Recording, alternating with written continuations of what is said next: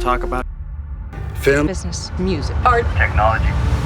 Podcasting from Jacksonville, North Carolina, it's Backstage at TENCROW Studios. All right, so James Jones, legendary producer, director, writer. Appreciate you being here, man. Anytime, man. This is our first time doing a podcast here at TENCROW Studios, so yeah, thanks for being our first guest, man, and like figuring out all the bugs on this. Oh thing. man, thank you for having me. Yeah, so we're doing a screening of your film, PAYDERT, coming up here in November. How was that whole process, man? Like, what led you to create that? Like, tell us a little bit about your journey and some of your background. Well, from Greenville, North Carolina, born and raised, just always had the passion of art. If it was music, if it was videography, films, music, dancing, anything dealing with art, I was very gravitated towards it, man. So filming came to me very easy. I was a big Spike Lee fan, and Nice. I remember the film Do the Right Thing, man, when that first came out. Yep. Played the VHS until it broke. So I was always fascinated about, creating content that can impact the community in a way, right? So things that happen in reality, how he was able to use those types of things and put it into his film and be able to have a change of mind and thinking towards the viewers watching it. So I always knew, like, I would love to do something like that. Never knew that I would become a filmmaker, but that is what really kind of gravitated me to it. So you say Spike Lee's, some of his work was what inspired you to start this filmmaking journey? Most definitely. Yeah, Most that's definitely. awesome. And I mean, I think just something that I've seen myself too, like the medium of film itself Right. is so powerful because, you have the power to open people's minds and influence thinking. That's and, just share new ideas. And, That's it. I think for me, the movie that really got me started on this journey was Return of the Jedi. Like, I remember seeing that as a kid in the theater. Okay. And just wondering, my God, how the hell did they make that? Right, And so, right. like, that was kind of understanding the nuts and bolts that go behind it Right. to create what you see on screen. It Right. just fascinated me. Right. Really, so. Yeah. And it's a very powerful, I like to say, it's a very powerful platform, So when it comes down to filming or even making music, it's the content that we put out there for our kids to listen and watch and view that can impact those minds, So really just understanding what we put out there will make a difference, So Yeah. yeah. Yeah, and inspiring the next generation. That's it. And That's it. And it's crazy because it's art. So, when it comes to art, there's no rules necessarily. True. But at the same time, in certain genres and certain things, there's some responsibility that can be assigned to it as well. Right. If if that's the direction you want to go. I mean, Right. It's your own thing, so it's really up to the individual, I guess. Yeah. And then it's about me. I just love to create my own narrative, right? Yeah. So if there's truth that needs to be out there, meaning stability and reality to be put out there for our youth, for our young kids, and not just kids, but just people in general as human beings to be able to know, why not put it in your film? Yeah. And it will help to motivate them. There's a lot of films that inspired me to become who I am today. So I'm here to just do that, man, within filmmaking. When it comes to writing, was that something that you always did, or was there an evolution that led to that? Well, my father was a poet, so he wrote a lot of poetry behind the scene. A lot of, I don't think too many people knew my dad wrote poetry, and I remember growing up, he had this room where he had his typewriter, and he would try to keep me and my sister out of it at times, but we would sneak in there here and there, and he had bukus of papers piled up. Never knew what it was until later on. found out they was poetry. It's like the forbidden closet. Yeah, man. And I don't know. I've never even asked him, even now today, has he ever thought about doing anything with them, you know, or even back then. But just to answer your question, I feel like the apple didn't fall too far from the tree. You know, as a writer, I was able to kind of pick up things in my youth coming up and learn from them, and be able to put it on paper, you know, and so that people will be able to understand. That's cool, man. Yeah. How's your dad feel about what you're doing now? Oh, man, he's very proud son, man. Hey, he should be. Yeah. I think what you've accomplished, you know, because I see this a lot, and I even go through this myself. You know, I think folks starting off in the industry sometimes tend to get like some imposter syndrome, or they're waiting for permission from somebody, you know, and, you know, somebody such as yourself, like it seems like you're not really asking for permission from, there's something you want to create, you know, and if somebody's not there that's like giving you the resources, you're making the opportunities. And I think that's a really important message, because like filmmaking today is probably the easiest it ever has been in terms of what we have access to. But still, there's this like old mentality of, I don't have access to the studio or to this big fancy camera. And it's always I tell anyone, you know, go and do what you love to do. You know your calling and go out for it. And for me, it was filmmaking. You know, so a lot of those tools and resources wasn't reachable. You know, but I still had to go out there and create. You still made it, man. You know, still make something out of nothing. So, and I think that's where it really comes down to, really pulling what's in you. Because a lot of people don't know what's in them until they're able to say, okay, you know, if it's gonna take me to do this, I'm willing to go out there and do that. So, you know, just taking those steps first, able to really shut out all the outside noise of what you don't have, what you don't have in your pocket, what you can't afford, and really follow the dream. So how do you, like, what are some things when you encounter those obstacles? Like, so for instance, you know, I got this scene that I want to shoot this, but the money's not necessarily there. Like, how do you solve that problem? Well, I try to replace what I don't have with what I can offer pertaining to services, if that makes sense. You know, such as the home that we use for PAYDERT was the oldest home in Pitt County. The home was built around 1740s, and me and the owner was able to come to some type of mutual agreement, whereas I'm advertising his home. He thought it was a big thing of just advertising his home. After the renovation of this particular house that used to be a former plantation home. So to be able to have it on screen and advertising it in a way I was just telling him like, hey, we can help push it and letting people know also about the back history. Not just about PAYDERT, but also the back history about this particular home. So it's all types of ways of just making something happen and just really meeting someone halfway and just say, hey, I may not have the money, but hey, I can do this, so. Now, that's the same home that was in Freedom in North Carolina, is that right? It's a different home. This home, PAYDERT, was, we did that one in Greenville, right off of Highway 43. The home from Freedom of NC was in Windsor, called the Hope Plantation. So I know PAYDERT is based or inspired on a true story. Is that the actual plantation where this takes place? No, it's not. PAYDERT itself was based on true events, some true events. There was things that I was able to add in to make the film a bit more appealing and more exciting. But the actual story or the concept actually was resonated in Virginia.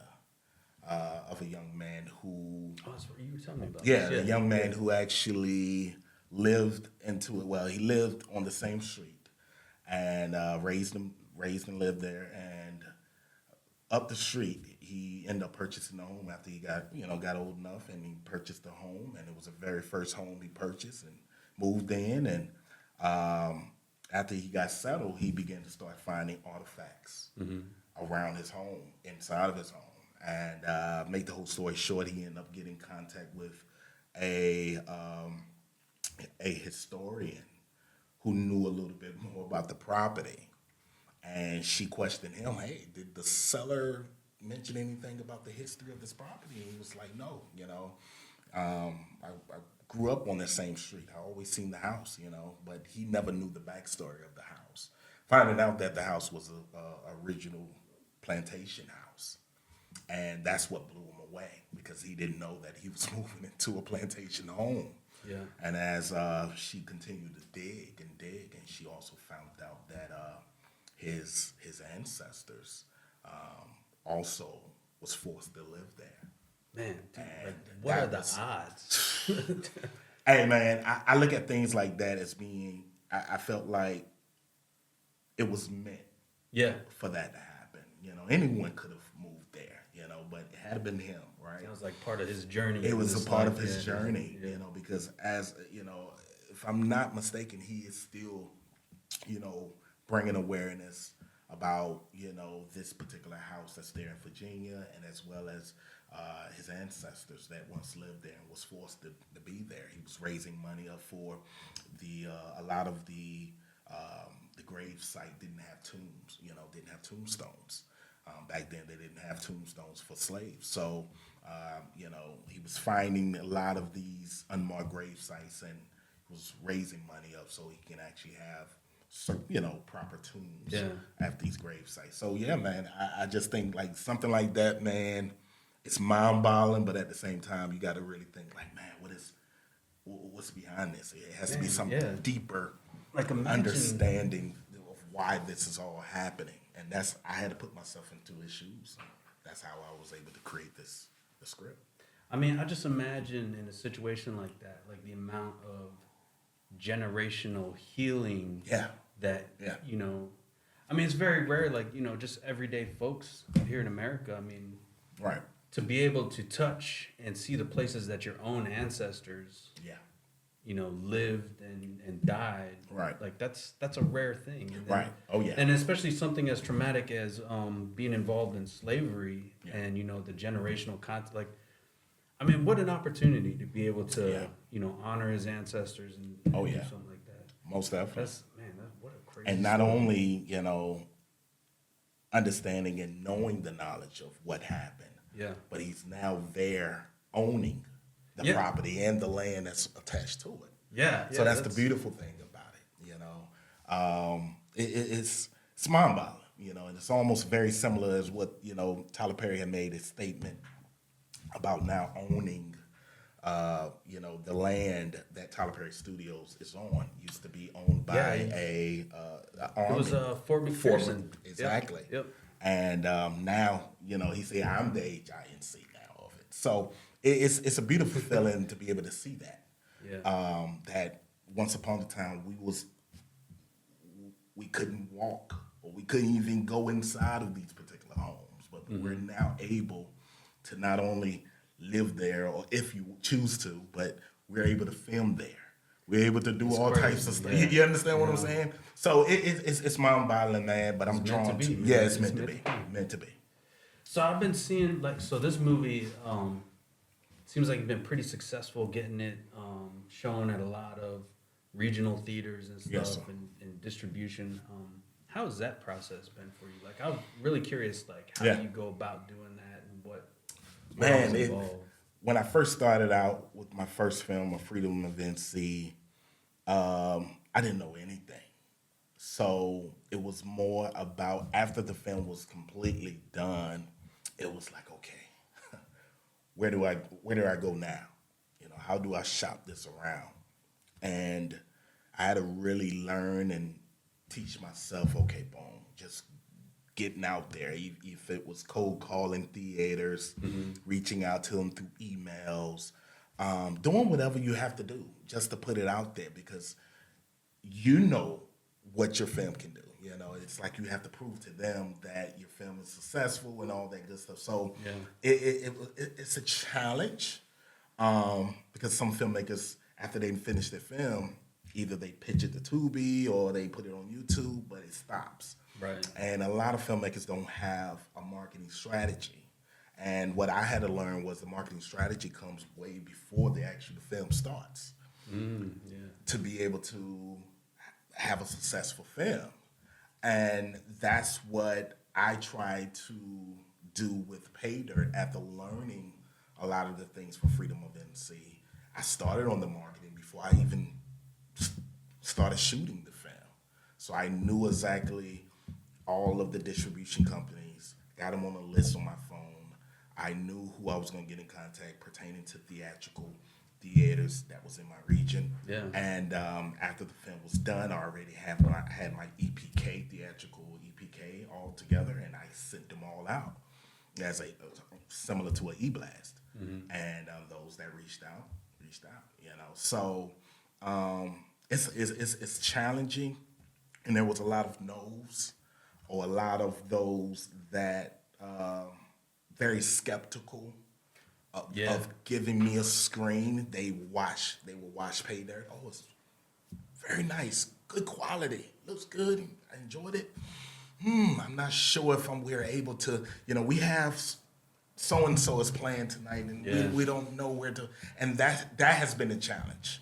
Whereas they completely said no. You know, it was more of where could we put you, where we don't lose money out on it. You know?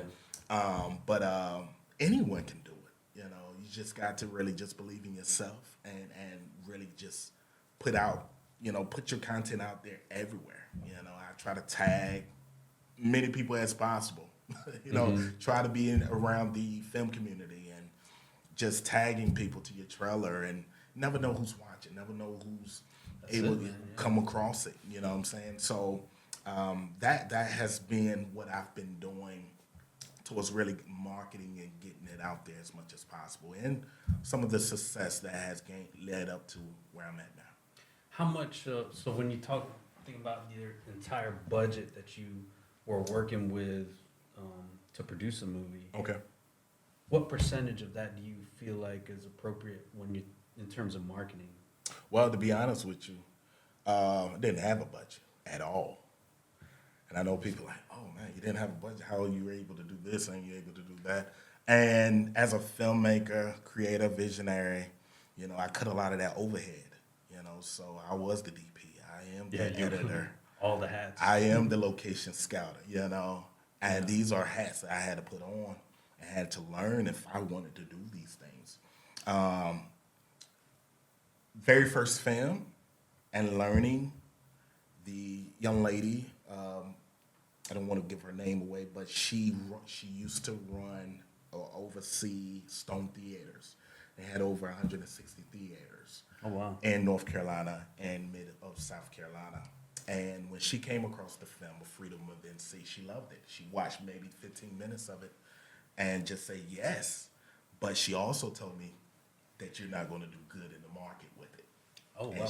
And I was like, why? Yeah. She said, you don't have a marketing budget.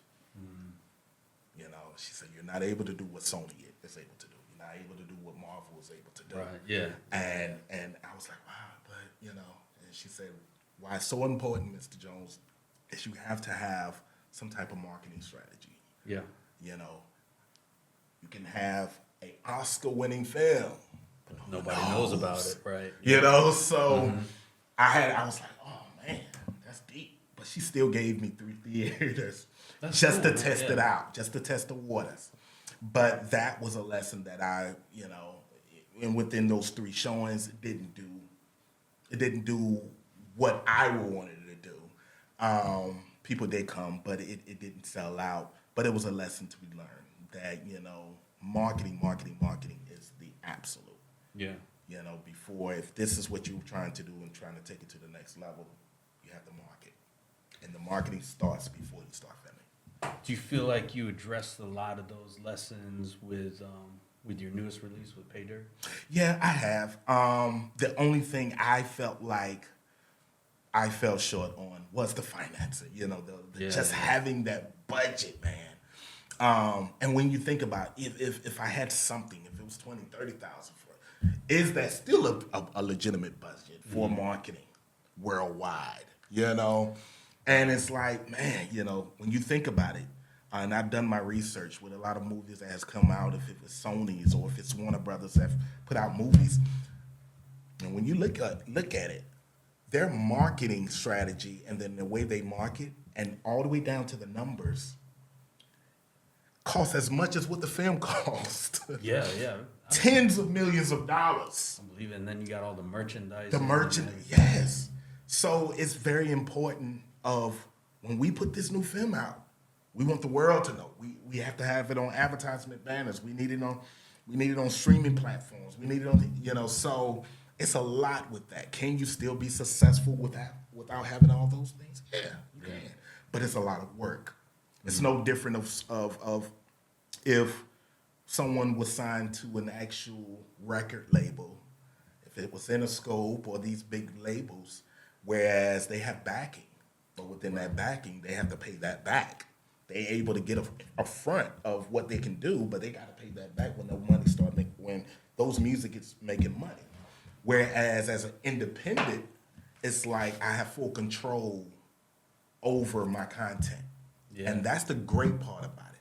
But it's the work that comes behind it. It's what those guys are doing that you have to do now for your music or your film to be successful. So, I'm still learning. I feel like I'm still new into this. I'm learning, and there will be a lot more mistakes that's going to be made. Yeah. But that's something I've learned just in things I've been involved with in the past, and you not being afraid to fail, because everybody's gonna stumble, but if you fail fast, you fail early. Yeah. You're gonna learn from those lessons, and you're gonna be a lot further ahead than the person that's just expending all this energy into trying not to fail. Right. And you're kind of stunting your growth by doing that. Right. So I think it's really important what you're doing, man. And you're not scared to put yourself out there. You can't be scared. Yeah, can't be, man. When you know I feel like if any individual know what they're meant to do, and what what they can do by believing in themselves, and knowing what they have in them, there'll be many more people doing it, but a lot of people don't know, and they think it's hard, or they think it's, oh man, I ain't got this, so I can't do this. There's other routes, right? Yeah. The question should be, how can I? Right? So for me to get here to Jacksonville, to be here at TENCROW Studios, my GPS gave me at least 2 routes. It was my choice to pick from one of them. Yeah. Right? And both of them, regardless of which one I picked, it was going to bring me to the destination. So you got to really put your mind into that type of thinking, and then you just, I'm a doer. I'm a always do, man. And things does get kind of challenging, as you may know. Mm-hmm. Things get tight. You don't know how you're going to do it. But as long as you stay consistent and being persistent, it will happen in time. And that's go for anyone that we are inspired by or look up to. If it was Spike Lee, he didn't just roll over the bed and became a filmmaker. He had to put work in it, right? He talked about the Malcolm X movie and how it was a challenge for the company to even front him more money, and he actually had to get money from people like Michael Jordan and Oprah Winfrey because they believed in his project. He didn't give up. But just think about it, if he did give up, he wouldn't be who he is now. So if I remember, that was a little controversial back then. Yeah, it was. It was. The company he was under, they was all for the Malcolm X movie to come out, but Spike Lee saw it much bigger, And the money that was offered, he was like, no, I need more. Yeah. I need more. You know, I can't just work off of this. And they wasn't budget. Well, look at the impact that had. Right. And just like, you know, the folks that inspired to do what they're doing today. Exactly. And the things that it's led to. Right. Man, and that's like, I always think about, like, that's the power. That's the power. Oh, yeah. Like, yeah. this art form that Oh, we yeah. choose to engage in. Now just think about if we had that same power. I believe we can still have that same power here in Eastern North Carolina. Oh, absolutely, man. Right? It's- You know, I people think who people see are what we're sleeping doing. on this Right. part of the country. Oh, yeah. I mean, you got so many, you know, Wilmington, there's a lot of great stuff going on in Wilmington. And when you think about the movie industry in North Carolina, it's typically like Wilmington, Charlotte, Raleigh, Gotcha. Asheville. But what folks don't realize is that it expands so much further out. does. You know, It does. and then, you know, you're from Greenville, and people don't necessarily know that there's a film community up there. And then, Right. you know, we're here in Jacksonville, and we've just built this infrastructure here with the studio Right. to help give filmmakers access to some of these tools and resources. Right. But I mean, I see so many good things going on in the film community, especially like this year, 2024. Like, Right. there's been So much. Yeah. Yes, so much. and I mean, I feel like at some point we're going to reach a tipping point, and then people are going to start to take notice of what's going on out here. Oh, yes. And the talent that resides here. Oh, yes. Oh, yes. And I think we have the same, we have this, what's in Hollywood and what was told to me from a mentor, it's no different than what we have. You know, they may have more of the infrastructure, they may have more of the resources because it's already there. Yeah, but they've been doing it for like And they've been doing it for over 70 years. Right. And what they have to realize that there are much more talent that is out here. And we know, I mean, great films can come out of Eastern North Carolina. Yeah. And indie filmmakers, you know. And I'm just here to not only make a name for myself, but to represent every filmmaker that's from Eastern North Carolina doing what I do. Yeah. So they too can succeed and have the same opportunity as every other filmmaker. So we don't live in those types of metropolitan cities. Right, yeah. You know what I'm saying? So our challenge, our push, our everything has to be much. It feels like it has to be much more. We got to come more. You know, got to go much harder because we don't have a lot of those things around. But I also think that all things are possible.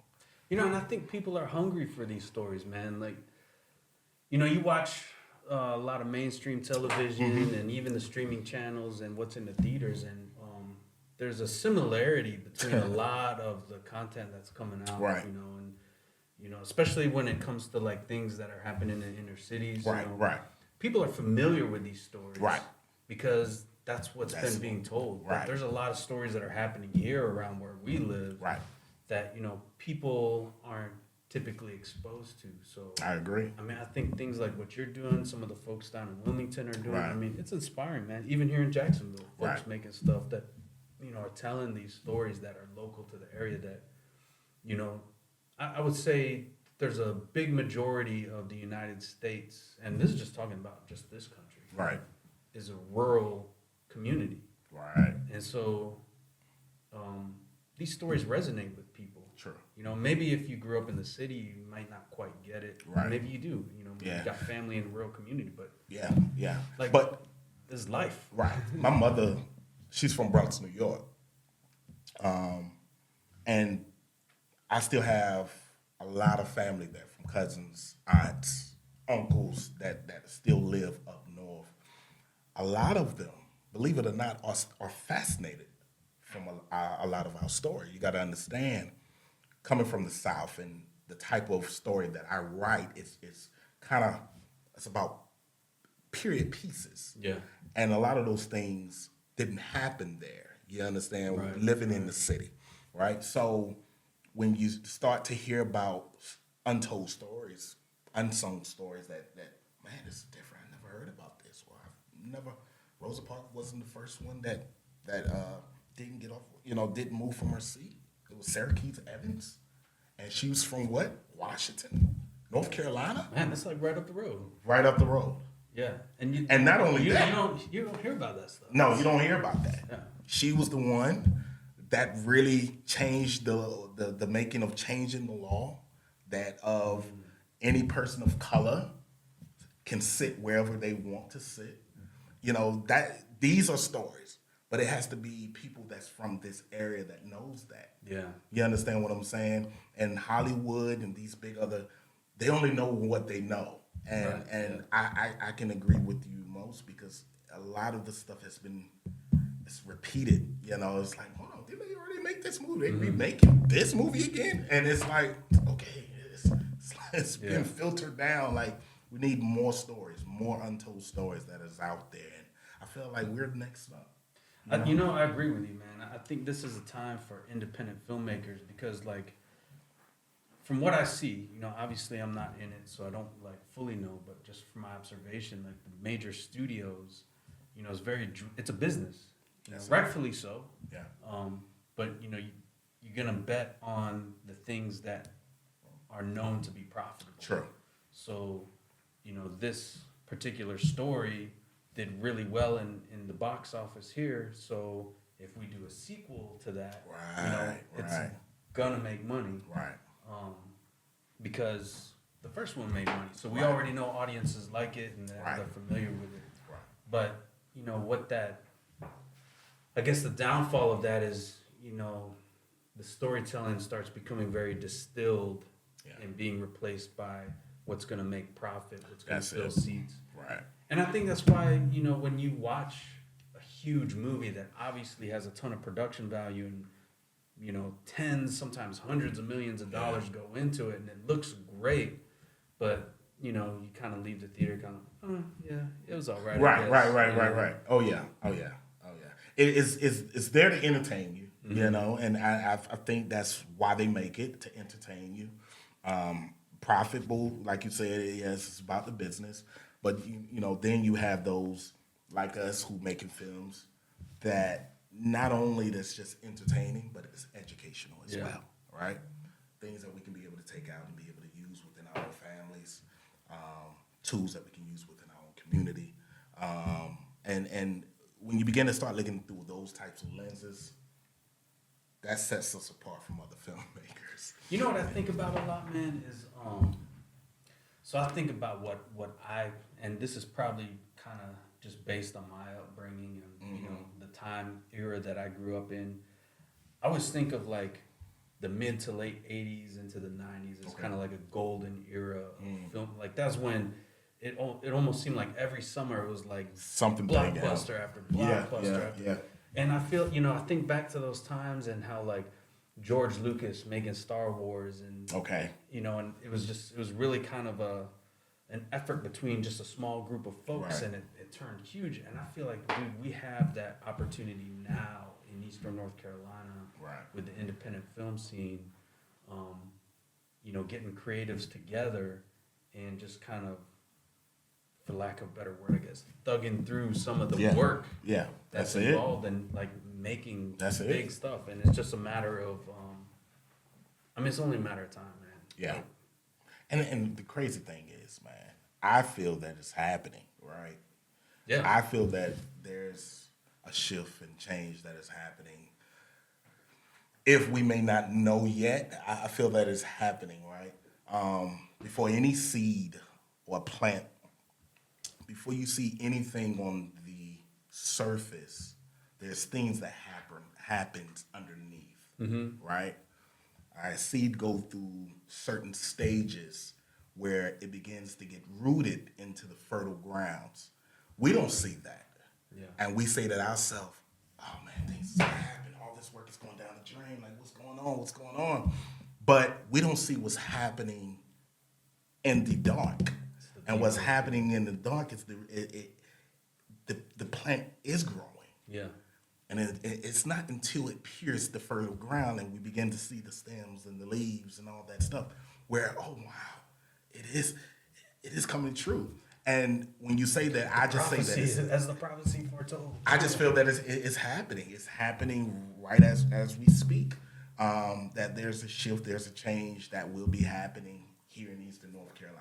Dude, I see it too, and I think I sense this. I'm like right there with you because, I've been watching this for like the last several years, and it just seems like there's more and more stuff. And I don't know if it's because I'm paying more attention now. Right. It's always been there, right. But either way, like, just this past month in October, we hosted our first filmmaker meetup here at TENCROW Studio in Jacksonville. More folks participated than I actually expected. I think we had like 30 something folks show up. Nice. Yeah, it's like 30 folks, which might seem small to some people, but for me, like, that's major, in Jacksonville, like, that's huge. Yes. And it shows an interest and a demand for this type of community here.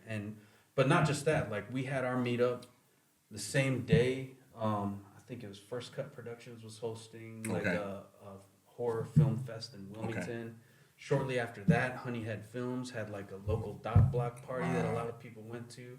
Over in Washington, they ended up doing a Pamlico Horror Film Fest. Oh, wow. So, I mean, and that's just right around this area, all in 1 month. Like, so you can see, like, what you're talking about. Yes. Like, those seeds are germinating and starting to sprout. Yeah. And, I mean, dude, it is an exciting time to be involved in this industry here. True. And, I agree. I mean, I always feel like folks are sleeping on it, but you're not going to be able to ignore it for too much time. Oh, no. There's a lot of people starting to come out, as you say, because of a lot of times what you see, right? If you see that, oh, wow, he done it. I'm from where he is. Mm-hmm. I can do it too, right? And that's the mentality that a lot of us do have. A lot of us may not step out, but may be the ones that be watching those that do step out. And when those things happen, it's like, oh, man, I never knew you was a filmmaker. Yeah. Oh, I'm a filmmaker now. Mm-hmm. So that too encourages me, bigger than any films that I do, much bigger than any publicity, to be able to see young minds saying, this is what I want to do. Yeah. Why? Because I saw you do it, or I seen this, or I seen your film, and you was able to do it from here. That's huge. That's huge. Yeah, and I feel like that's where the growth, and that's where growth is, man. That's where growth begins. So I think that's something that I've brought up in conversations a few times whenever we're giving tours of the studio and whatnot. Mm-hmm. So I went to White Oak High School down the street from here. Okay. And back then going through high school, I always wanted to be a filmmaker, but I didn't necessarily know, like, how do you do that? Who do I talk to? How do I even get into this? I didn't even realize at the time that Wilmington was such a major film hub. Right. So what I wanted to pursue film, so I joined the military. Didn't do anything film related for like 20 years. Wow. And it wasn't until after I retired, moved back to the hometown, and then I was doing roofing for a little bit, and I just got to the point like, man, what the hell am I doing? Like, I'm thinking that I'm going to do roofing and make money so I can pursue film. Like, why aren't I just doing it? Right. And that's it. And so, you kind of reach that like aha moment, or that moment of illumination. Yeah. And it hits you like, man, whose permission am I looking for? True. Just go out do it. That's it. That's it. Yeah, and then here we are. Like, I mean, now it's kind of grown into this studio, right? And hopefully, hell, that we're able to screen your film here next week or so. Most definitely.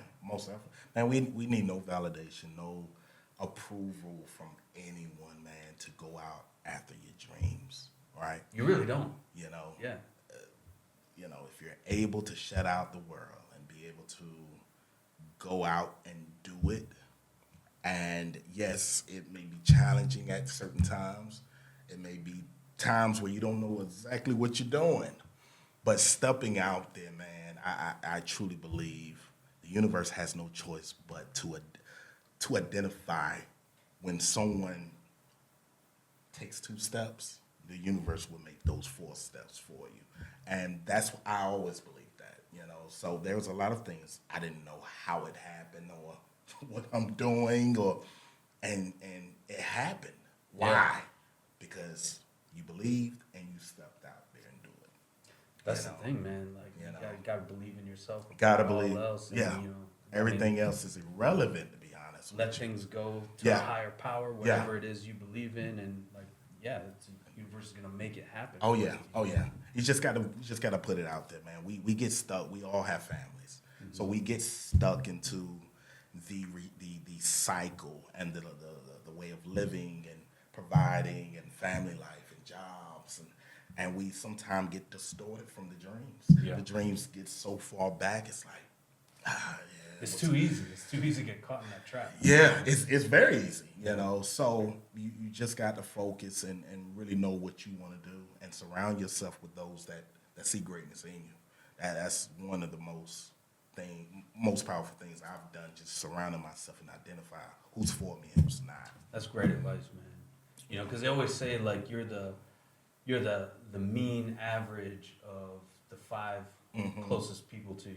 You know, whatever that is. Right. And so, you know, I think protecting, you know, one, knowing what direction you Right. want to go, knowing Right. where you're headed, and then surrounding yourself with the people that are gonna help you get That's there, or it. that are already there where you want to be. Right. So, That's it. I mean, it's huge. You know, I think you can't overstate the importance of that. Right. And that's all. I agree. I'm gonna ask you some questions. Yeah. man. So what's one personal habit or mindset shift that had a major impact on the success that you're experiencing today? A habit. Habit or mindset shift, or you know, anything that stands out to you. I guess the habit that I was able to pick up is the go getter mentality, and you know, I come from a family that really too much. I won't say, you know, everyone has their own family and things going on, but no good things or great things or things that you can kind of put a plaque on and say, oh man, yeah, that's where I come from, you know. Yeah. And to be able to challenge that and say, oh man, I want more. I want more for my family. I want more for myself, right? I want to be able to interrupt the cycle and change it completely up, right? And that's what pushes me, and that's what became a habit of go getting anything, right? It'd be things that people have said I can't do. I was able to overcome it and do it. Yeah. It's just that pushing, that grind, that late hours at 3 or 4 o'clock in the morning while everyone is sleeping. That's how you know it's a calling, man. I know it's a calling because while I'm still up. Yeah. Yeah. Anybody that's been through that grind knows. Yeah, like I'm still up. You I'm never still get up. paid enough to do it. Bro, I mean, honestly, I'm not getting paid now, bro. Like, it's when you know it's a passion, you know that this is what you was called to do, man. It's something, and it be times that I want to quit. A lot of times I be wanting to quit, man, but I can't. Yeah. And it's something that's always continued to push me to continue go get it. You can get it. And that's it, you know. So I leave that impression with my 4 girls and my son, because I know they watch daddy every step that daddy does and everything he does. They are watching. Mm-hmm. They are watching. And if I'm able to say, okay, baby, I tried it, and you know, this is this, you know, and really quit at it, you know, that mentality of quitting, you know, Yeah. I don't want that for them, you know. So as a father, as a brother, as a son, that's what pushes me over the edge to go get it, regardless, you know, to make it happen, even though days it may not seem like it's happening, but just to, Yeah. And it's almost really tricking the mind, because the mind, man, it has its own warfare, man. And it's Yeah. like, bro, you be wanting to just like, bro, I'm doing everything I can do. It just like, what is it? That's why you gotta be in the driver's seat, man. Because your thoughts are just gonna. Yeah. You can't always trust your thoughts. You Like, can't. you have can't. to be the person that triages what you allow yourself to Yeah. think and ruminate on. Yeah. 'Cause- Yeah.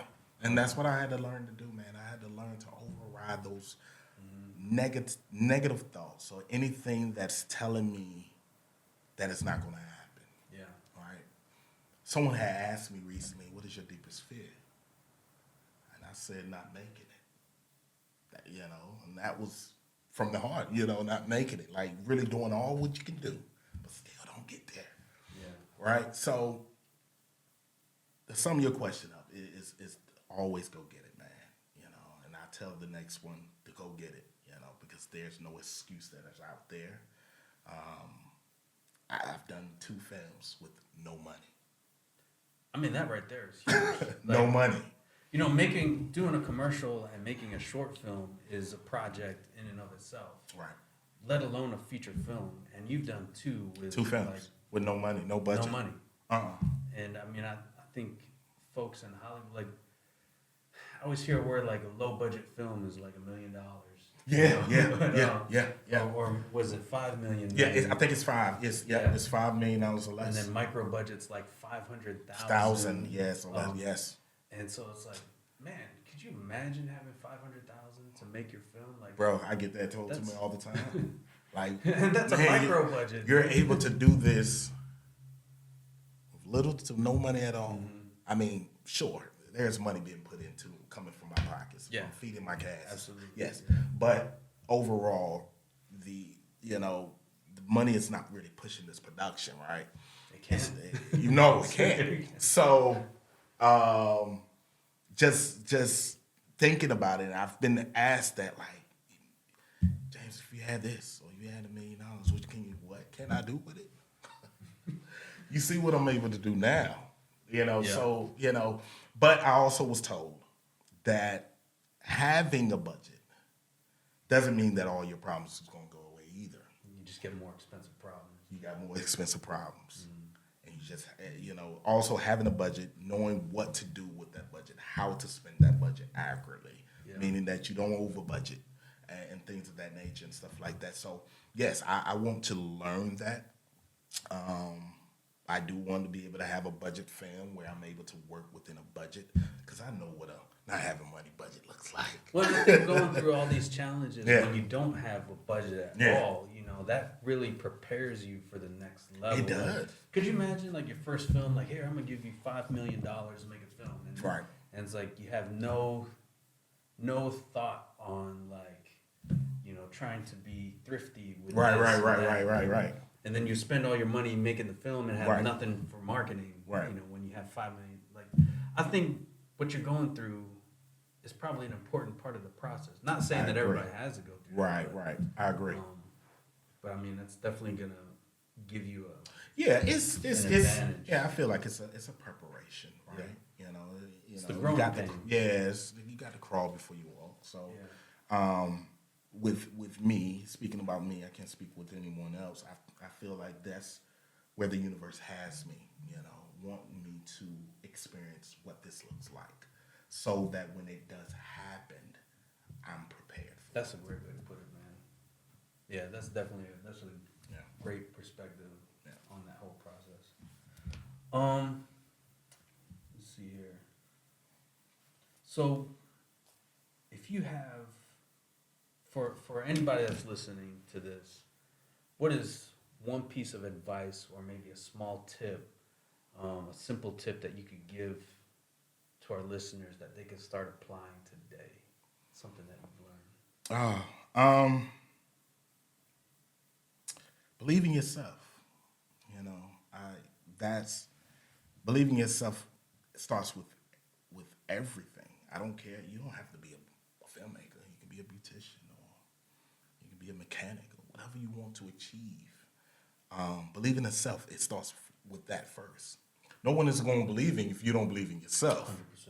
Yeah. So, I tell people, you got to believe in self. You got to believe that you can do it. You got to believe that, you know, all things are possible and that you can endure it. You have the strength. All we have to do is learn how to pull out of us what's in us. Mm-hmm. And yes, as me, I didn't know what I had in me until I started to pull out. And I'm like, oh, man, okay. Oh, man. So check this. I've been editing for 19 years. But I've only been shooting since 2017, 2018. Wow. So I haven't been shooting forever, right? I started shooting because, to me, this is my excuse, I was forced to.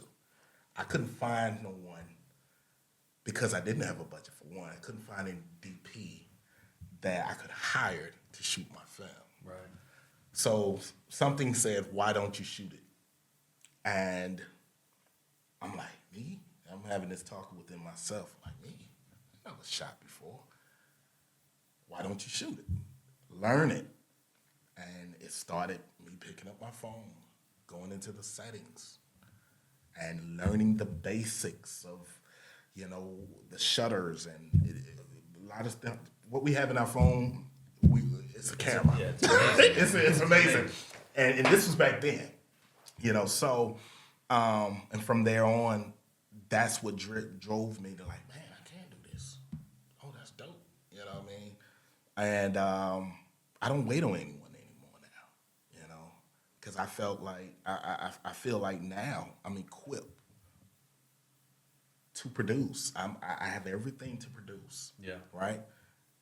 When an apple, orange, their job is to become its fruit. That's it. Right. An apple can't become an orange can't become an apple. Right. Their job is to become its fruit. They don't think about it. It just grows. Mm-hmm. I had to take that same mentality and apply it to myself. Like you already knew what you were going to become. Yeah, I had to attach that discipline to who I am within my true identity and say, hey, you know, why are you worrying about this? Mm-hmm. I've equipped you with all that. So all you got to do is just pull out of you what's in you. And when you learn to do that, it's like, man, it's like superhero. Like you're for real. And a lot of seems like that applies to every aspect of life too. Doesn't matter whatever it may be. Anything. If you want to do it, you have the passion to do it. It's in you. Mm-hmm. You know, so you're gonna go the extra mile to learn it, to beat on that craft, to do what you got to do to be around it, to surround yourself with those who's doing it with you. Yeah. And that's what gave me that adrenaline to do what I love to do. I like being around it. You showed me this whole tour of this TENCROW. Like, it has something to do with filming. I'm in it. I'm attached. I don't want to leave, baby. I'll be home tomorrow, right? So it's that to me, because when you find something that you love and you twine with it, there's nothing or no one that's going to deteriorate you from that. 100%. You have to. Yeah. So I would tell those to believe in yourself and go forward. You know, yes, there will be some failures, but you got to understand that the failure, you mentioned about the failure, mm-hmm. is as important as the success, right? Yeah, yeah. All right, real quick. We go outside, and I say, hey, Mike, I want you to pop your hood, and I want you to unplug both of the positive and the negative off of your battery of your car. You think it's going to crank when I turn the ignition? No. So I say, okay, boom. I'm gonna plug in the positive, negative. Leave the negative off. Get back in there and crank your car. Boom. You think it's gonna crank?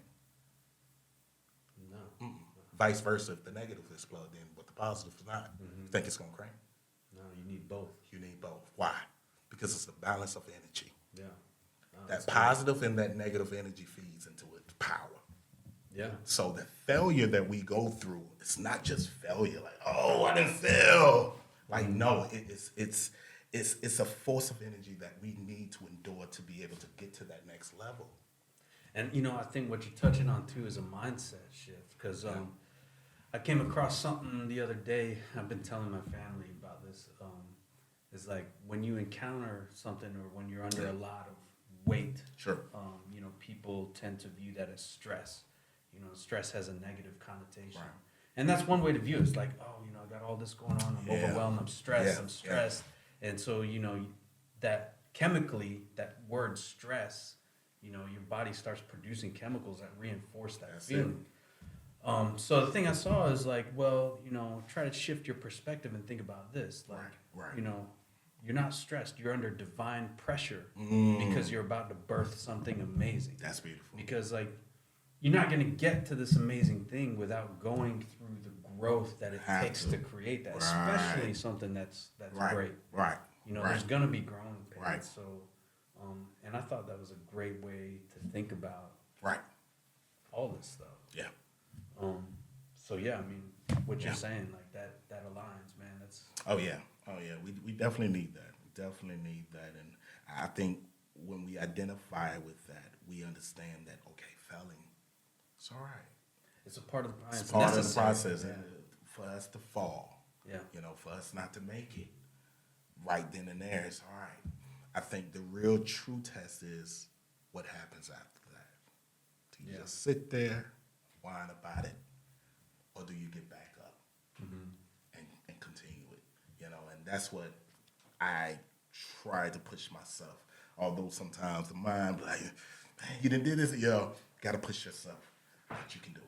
Yeah, I mean, you can definitely happen. learn a lot more from your failures than your successes. Yes, most definitely. Anybody in a position of success would tell you that. Right, most definitely. Right. What is it? Gold or diamond that is the holds the value of pressure? What is it? Diamond. It's diamonds, Yeah. right? So, it goes back to identity. It goes back to who you are and believing in yourself, to tuning into that. So if you know that you're the diamond that you are, you have to go through the pressure. You got to, man. You understand the value that you bring. So, yeah. Diamonds under divine pressure Yeah. because it's birthing something. Birthing something great. Yes. That's awesome, man. Let's I guess wrapping up. Let's talk about this screening. So, what do you want the listeners to know about what's coming up? Oh man, yeah. Will be the second film, PAYDERT, that I've pretty much written, DP, some of everything on this.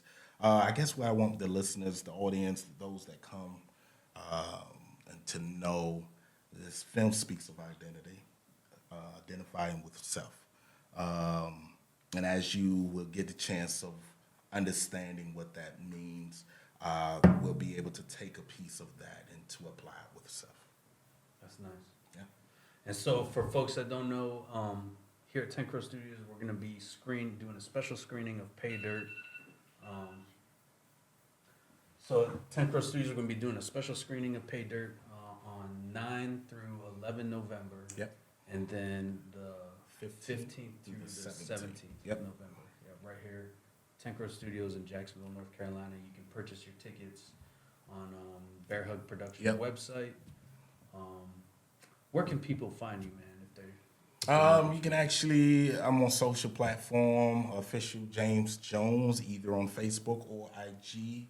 If you need to purchase tickets or even learn a little bit more about Bear Hugs and how it got started, you can go to the website, Bear Hugs,